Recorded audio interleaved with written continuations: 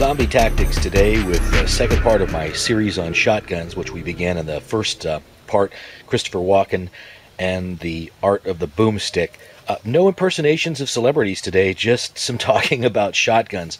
Here on the deck, sitting in the backyard, are a couple of typical anti-zombie, self-defense, home defense, combat, police-type shotguns. For our intents and purposes, all of those kinds of categories fit loosely together as anti-zombie. They all fit the same general parameters. And I want to talk about a couple of those parameters right now. These happen to be pump-action shotguns, and that's not to say that necessarily pump-action shotguns are your only choices for anti-zombie and self-defense use, but they are good choices. I've got a couple of things here on the deck. One of them is a military specification Mossberg 590A1, and the other one is a Mossberg Bantam 500. The 590A1 is in 12 gauge, and the Bantam 500 is in 20 gauge. We'll talk about gauges in just a second. Shotgun-wise, your major parameters that you want to look for home defense and anti-zombie use, the major thing you want to be concerned with first is the length of the barrel. Now, shotguns come in all kinds of different barrel lengths, all the way up to like 28 inches, and I've even seen a shotgun with a 30-inch barrel.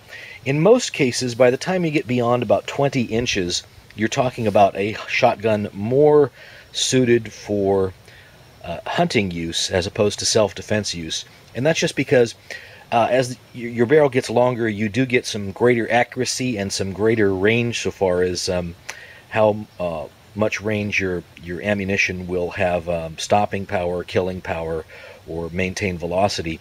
But most of the time for self-defense and home defense use, you don't need all that range. What you do need is maneuverability and the ability perhaps in a combat role, certainly, to carry the weapon for a greater period of time.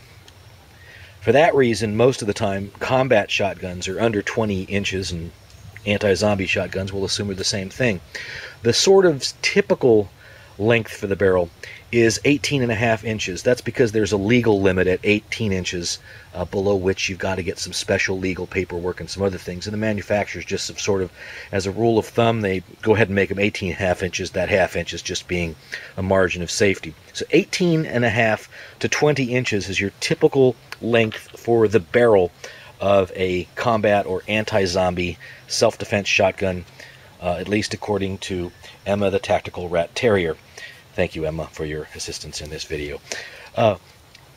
Having moved Emma the Tactical Rat Terrier out of view, where she's sunning herself right now, elsewhere on the deck, we'll go on to talk about the second major parameter of an anti-zombie or self-defense shotgun, and that would be the diameter of the bore, or the barrel, or the cylinder of the shotgun. For anti-zombie and self-defense purposes, I'm going to recommend that you stick to 12 or 20 gauge, strongly favoring the 12 gauge if you can at all handle that. And it's not tremendously difficult to handle 12 gauge, but some people aren't that fond of it.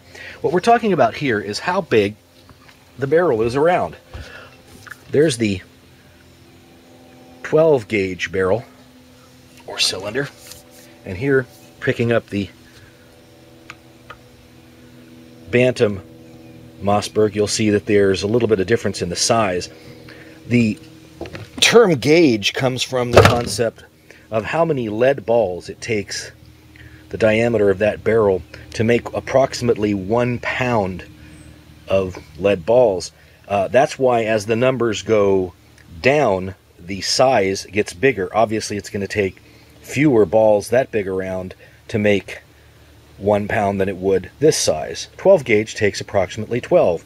20 gauge takes approximately 20. And there are all kinds of different sizes and stuff like that, but 12 and 20 are your major gauges. You can kind of see the difference in the two by holding up two typical shells. You'll see that the 20 gauge shell on the left is a smaller diameter than the 12 gauge shell on the right. Moving them around, they're about the same length usually. And you can also see that they're stamped and identified with what the size of the shell is. Now, shells come in all kinds of variety as to what they're loaded with. There could be anything from slugs to birdshot to buckshot to specialty loads, and we'll go over those in a later video. For our purposes today, though, you need to just keep in mind that you want to stick to either 20 or 12 gauge for your choice of an anti-zombie shotgun. The third parameter I'd like to go over is a preference towards iron or non-powered, non-optical scopes or sights. On the Mossberg here, the 590A1, I've got what are called ghost ring sights, and that's a kind of iron sight that you use to line up a hole or a ghost ring with a post on the front of the barrel that lines up, and then that's how you sight in what you're trying to fire the weapon at.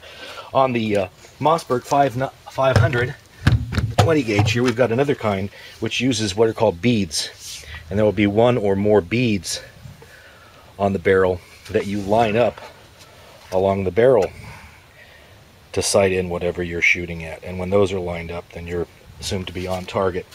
I'm going to say that for an anti-zombie or self-defense shotgun, you want to stick with these kinds of iron sights or mechanical sights or non-powered, non-optical sights, for the simple reason that they're always there, they're always functional, and you never have to fool with them. It's another thing you don't have to fool with.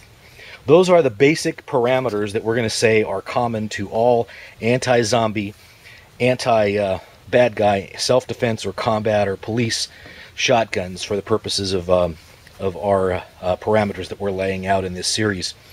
Next time we'll talk about another factor having to do with shotguns and what you should look for in an anti-zombie shotgun. We're going to try and keep these down to fairly small snippets to give you a little bit of information at a time. That's Zombie Tactics for today, and we'll see you again next time. Bye-bye.